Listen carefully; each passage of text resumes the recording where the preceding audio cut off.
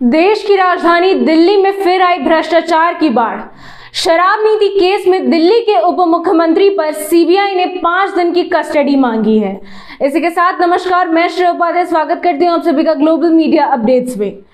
दरअसल शराब नीति केस में मनीष सिसोदिया से सीबीआई ने 26 फरवरी को करीब 8 घंटे तक पूछताछ की और देर रात उन्हें गिरफ्तार कर लिया गया।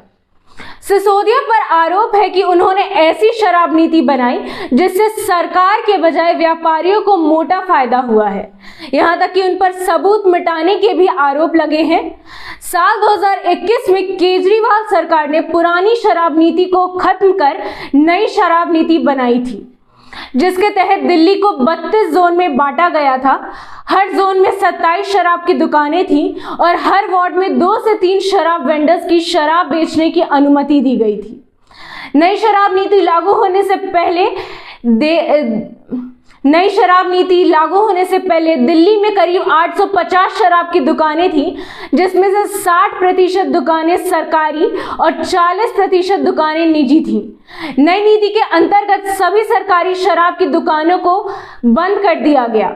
इतना ही नहीं, सरकार ने शराब लाइसेंस व्यापारियों के नियम आसान करने चाहे और शराब की कीमत भी उन्हीं को तय करने की छूट दे दी। इसके बाद सरकार के राजस्व में भी 27% तक का इजाफा हुआ।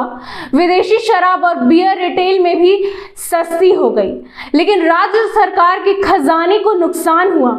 इसी बीच 22 जुलाई 2022 को दिल्ली के उपराज्यपाल ने नियमों के उल्लंघन का आरोप लगाते हुए सिसोदिया के खिलाफ सीबीआई जांच की मांग की। इस घटना के बाद नई शराब नीति को पूरी तरह खत्म कर पुरानी शराब नीति लाई जाने पर विचार किया गया। सिसोदिया ने उपराज्यपाल की मंजूरी के बिना कोरोना महामारी के नाम पर 144 करोड़ रुपए से ज्यादा की टेंडर लाइसेंस फीस माफ कर दी थी। इसके बाद उन पर आरोप लगा कि ऐसा करने से जो कमीशन मिला उसे आम आदमी पार्टी ने पंजाब विधानसभा चुनाव में इस्तेमाल किया। इसी बीच सीबीआई की जांच भी शुरू हुई और 19 अगस्त 2022 को सिसोदिया के घर से लेकर अन्य 21 जगहों पर छापेमारी की, जिसके बाद 15 लोगों को अपराधी करार दिया गया। सिसोदिया की गिरफ्तारी में दिल्ली के बड़े बिजनेसमैन दिनेश अरोड़ा की बड़ी भूमिका मानी जा रही है।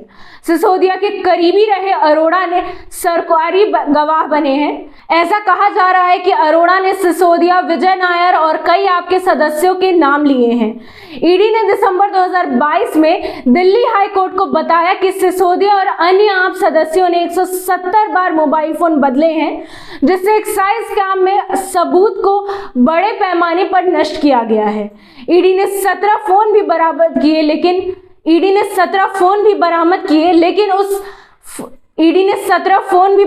किए, लेकिन उन फोन से भी सबूत नष्ट कर दिए गए।